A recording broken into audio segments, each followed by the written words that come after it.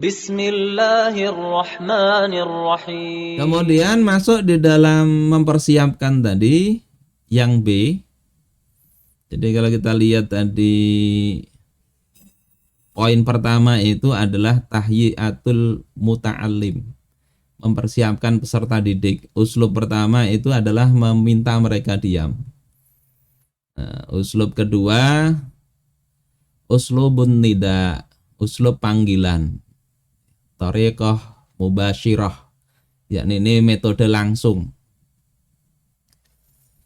Dan wahadhihi thariqah tastahdimu fi nida'il muta'allimina qabla bad'id darsi. Metode ini membantu digunakan dalam memanggil atau menyeru para peserta didik sebelum memulai pelajaran. Dan kadang pada saat belajar. Nah, uslub ini itu banyak digunakan oleh para muallim.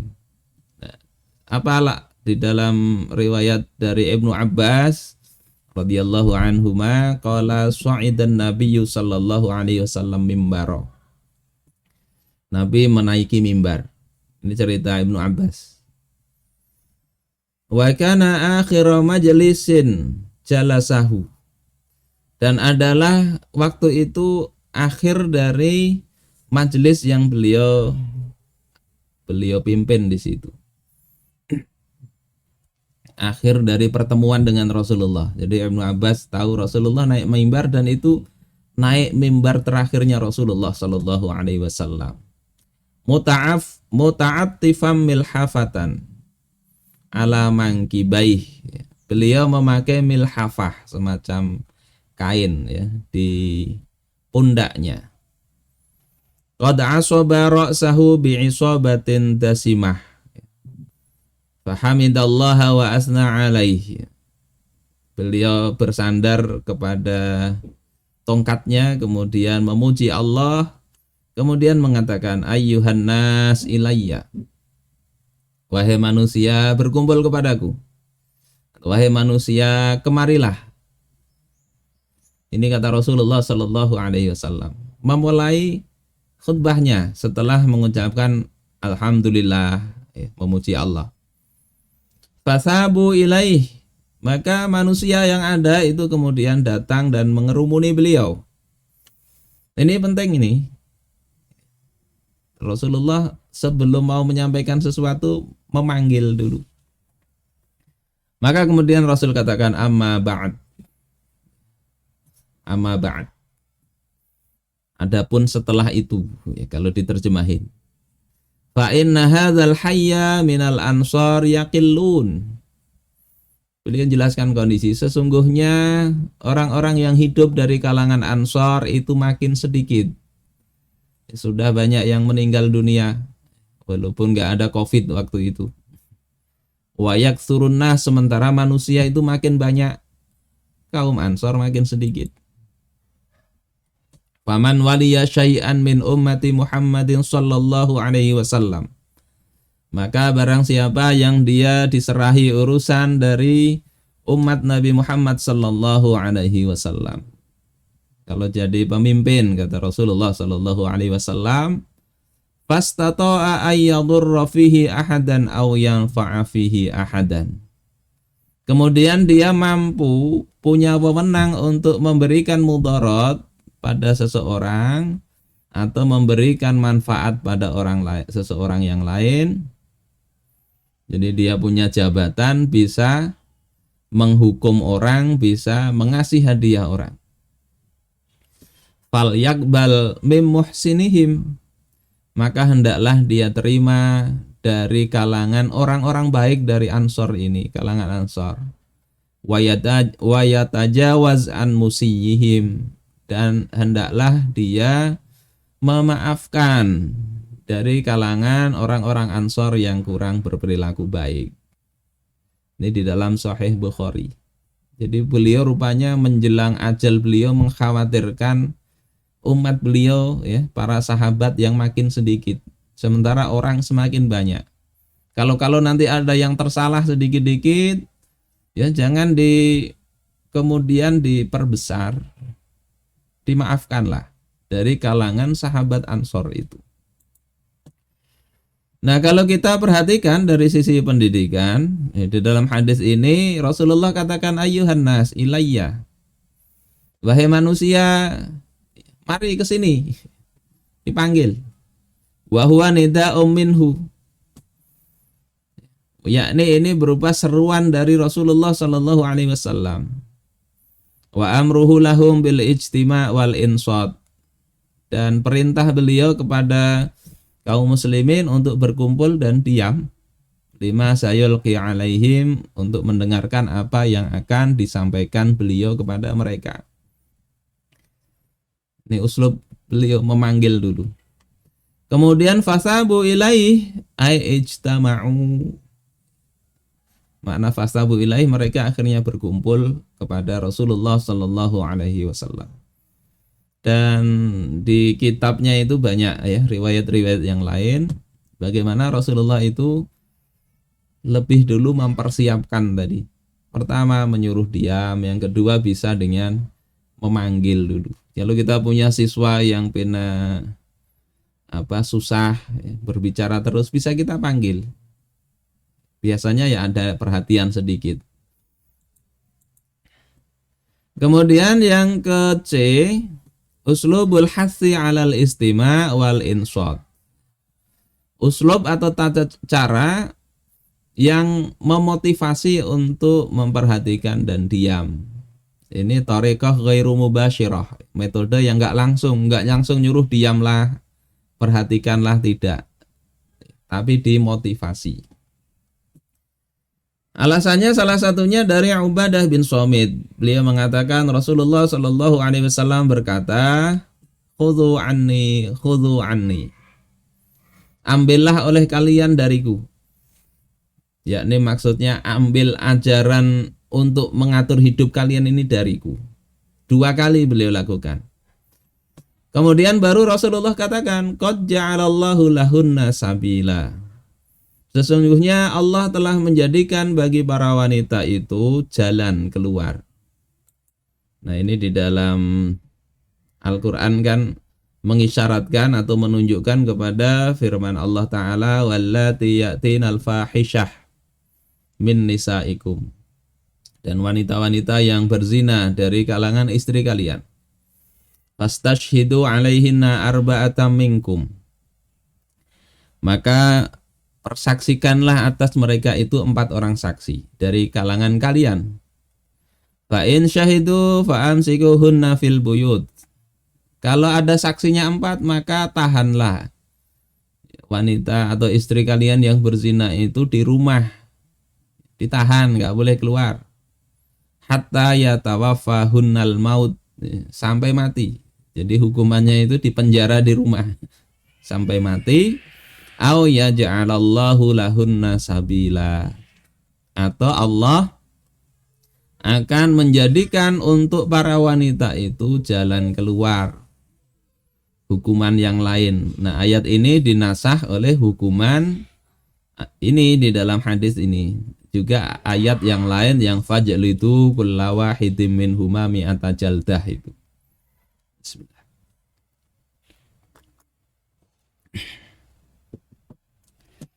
Kemudian baru Rasulullah katakan al-bikru bil bikri jaldu mi'ah wa nafyu sanah. Bujangan kalau berzina itu hukumannya dijilid 100 kali dan dibuang setahun. Wasayyibu bisayyib jaldu mi'ah wa rajm. Sementara kalau sudah menikah ya, duda dengan janda atau selingkuh sudah bersuami tapi berzina, maka hukumannya adalah dijilid 100 kali dan dirajam. Ini di dalam Sahih Muslim dan riwayat yang lain. Yang menarik di sini,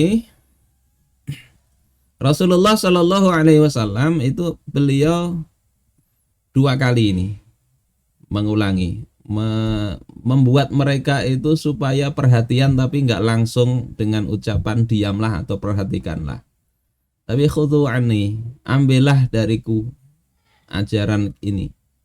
jangan diambil dari yang lain. Yang sayangnya sekarang ini kita mengambil ajaran yang lain untuk urusan ini, padahal Rasulullah itu sudah menekankan betul, ambil dariku, jangan yang lain.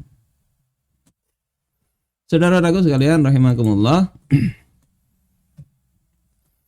Kemudian kadangkala beliau tidak mengulang seperti itu, tetapi memulainya dengan ungkapan kelembutan. Ketika beliau menginginkan mengajari sahabatnya tentang sesuatu yang mungkin mereka malu menanyakan. Dari Abu Hurairah radhiyallahu taala an, beliau mengatakan bahwasanya Rasulullah mengatakan, "Innama ana lakum mithlul walid liwaladih." Sesungguhnya aku ini terhadap kalian posisinya seperti seorang tua kepada anak-anaknya. U'allimukum, aku mengajari kalian. Ini kala beliau ngomong begini dulu. Padahal apa yang mau diajarkan? Tentang istinja. Kata beliau melanjutkan, idza ataitumul ghaid. Jika kalian mendatangi ghaid. Ghaid ini bahasa Arabnya, secara bahasa maknanya dataran rendah, tempat cekungan di bumi. Yang biasa orang kalau mau buang hajat di padang pasir, bukan mencari tempat yang di atas nanti kelihatan dari mana-mana, cari yang rendah, yang kira-kira nggak kelihatan oleh sekitarnya. Makna bahasanya begitu. Makna urfnya itu adalah buang hajat, baik air kecil maupun air besar. Jadi kalau sekedar di dataran rendah, di situ tidak buang hajat, ya tidak masuk dalam pembahasan hadis ini.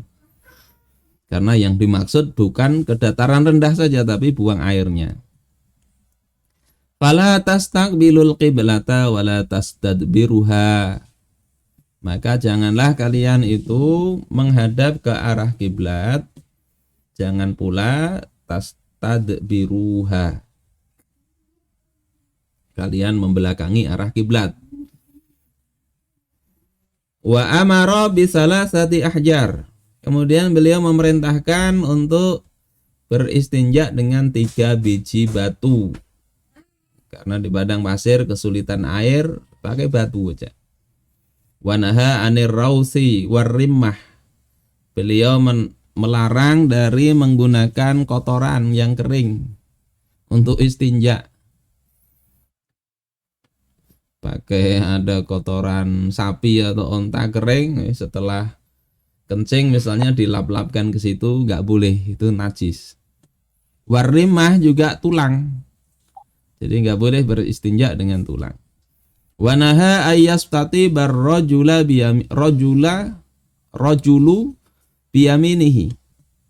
Dan beliau itu melarang seorang laki-laki, sebetulnya perempuan juga masuk ya, untuk beristinja dengan tangan kanan. Jadi kalau cebok pakai tangan kiri, kecuali orang yang nggak punya tangan kiri, ya bagaimana lagi. Saudara-saudaraku sekalian rahimakumullah, sisi apa yang diulas oleh musannif ini diperhatikan bukan hukum fikihnya, tapi beliau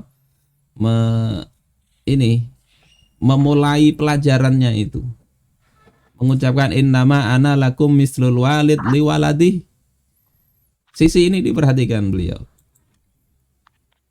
Beliau mengutip pendapat atau perkataan Imam Al-Munawi di dalam Faidul Qadir Syarah Al-Jami' As-Shaghir. Itu kata beliau, aku ini terhadap kalian seperti bapak terhadap anak, yakni bimanzilatil walid, dalam posisi seperti orang tua. Dalam hal apa? Fisyafaqah wal hunu, di dalam kelemah lembutan dan empati. La firrudbah wal ulu, bukan di dalam ketinggian derajat dan kedudukan. Jadi ini penjelasannya seperti orang tua dalam kasih sayang dan rasa empati kepada anak. Bukan dalam, oh ini saya orang tua kamu hormati ya. Enggak begitu. Kemudian wa fi ta'limi ma la budda min. Juga seperti orang tua di dalam hal mengajari anak sesuatu yang mesti untuk diajarkan. Kemudian beliau katakan di sini wa abul ifadah aqwa min abil wiladah. Bapak yang memberikan faedah ilmu itu lebih kuat kedudukannya daripada bapak yang melahirkan, orang tua yang melahirkan. Jadi orang tua yang mengajari ilmu itu posisinya lebih tinggi daripada orang tua yang sekedar melahirkan. Wa huwa allazi anqadhanallahu bihi min zulmatil jahl. Dan bapak yang ngajari ilmu yakni guru itu, itulah yang menyelamatkan dengan guru itu. Ya. Allah menyelamatkan kita dengan perantaraan guru itu dari gelapnya kebodohan ila nuril iman, kepada cahaya iman. Ini tambahan sebetulnya ya, kalau kita lihat sebetulnya cukup tadi. Guru itu bisalah membuat prolog itu sesuatu yang menarik siswa. Imam Al-Ghazali mengatakan di dalam Ihya, ini dikutip juga oleh musannif, walidzalika shara haqqul muallim a'zama min haqqil walidain. Dan karena yang demikian itulah, maka hak seorang guru itu lebih besar daripada hak kedua orang tua. Kata Al-Munawi tadi juga ditegaskan, sebetulnya yang duluan ini Al-Ghazali ya hidupnya. Mungkin Al-Munawi mengutip ya, atau membaca pendapat perkataan Al-Ghazali dan ulama yang lain. Hak orang yang mendidik guru itu lebih besar daripada hak kedua orang tua. Oleh sebab itu supaya orang tuanya juga punya hak seperti ini, orang tua itu mendidik. Jadi dua haknya, hak sebagai orang tua, yang kedua hak sebagai pendidik. Bismillah.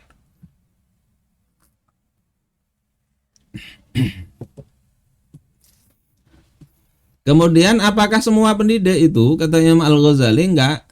Wa innamal muallim huwa al-mufidu lil hayatil ukhrawiyah ad-daimah. Muallim yang di sini dimaksud itu adalah muallim yang memberikan faedah untuk kehidupan ukhrawi yang kekal. Jadi mengajari sesuatu yang akan menyelamatkan kehidupan akhiratnya. Itu yang kata Al-Ghazali haknya lebih besar, kedudukannya lebih besar daripada orang tua. A'ni muallima ulumil akhirah. Yang kumaksud kata Imam Al-Ghazali adalah muallim yang mengajarkan ilmu-ilmu akhirat. Nah nanti ini pembahasannya di Ihya itu di bagian-bagian awal ya. Au ulumid dunya ala qasdil akhirah, atau mengajarkan ilmu dunia ya. Ilmu matematik, mungkin ilmu fisika, ilmu menembak, memanah dan sebagainya, ilmu kedokteran dan sebagainya. Di sini disebut ulumid dunya ala qasdil akhirah, dengan qasad atau niat untuk akhirat. Saya kok melihat misalnya susahnya orang Islam ini berobat, nggak ada dokter kandungan yang perempuan misalnya. Terus kita belajar di situ agar nanti bisa membantu sesama perempuan melahirkan supaya tidak ditangani laki-laki. Niatnya ke situ, itu qasad yang baik, tidak semata-mata dunia. La ala qasdid dunya, bukan dengan qasad atau tujuan duniawi. Nah, adapun pendidikan dengan tujuan duniawi atau menghasilkan remah-remah duniawi atau dalam mengokohkan mengokohkan kekayaan dia dan kedudukan duniawi dia, dengan itu dia belajar supaya eksis ya. Kemudian watafakhur biha, berbangga-bangga dengan pendidikan, fil malabis wal ma'akil wal marokib ya. Dengan ilmu itu akhirnya berbangga-bangga dalam hal pakaian, makanan, kendaraan. Fahuwa halakun wa ihlak, maka itu adalah kehancuran dan menghancurkan kalau tujuannya begitu. Tidak mendapatkan yang ini, muallim lebih tinggi kedudukannya, lebih agung daripada orang tua. Tidak. Na'udzubillahi min. Kata Imam Al-Ghazali, kita berlindung kepada Allah dari yang demikian itu.